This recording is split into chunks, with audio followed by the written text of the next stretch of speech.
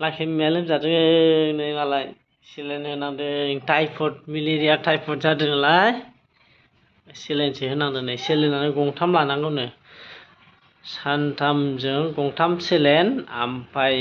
नै दा जेनेबा सानाव सेलाइन ओमफ्राय मोनायाव 9टासोआव बिजि मोनसे आरो बिजियानो 10टासो लानांगौ जाहैदों सेलाइन गंथाम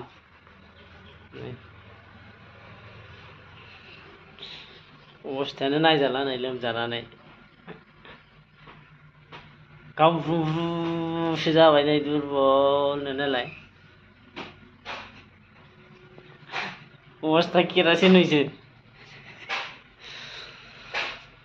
ओंखामबो जायाखै साला ओंखामबो जानो हाया दामानि लोमजानानै ओंखामखौनो जानो हाया नै 2 घन्टा लागोन जाहैदों बे फाक्का 2 घन्टा उनाव जोबगोन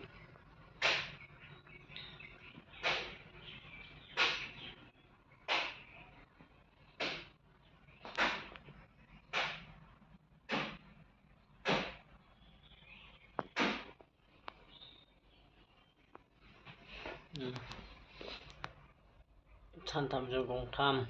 ओमफ्राय सामफ्रामबो बिजि गंसे 10टानो बिजियानो टाइफड लोमजानाय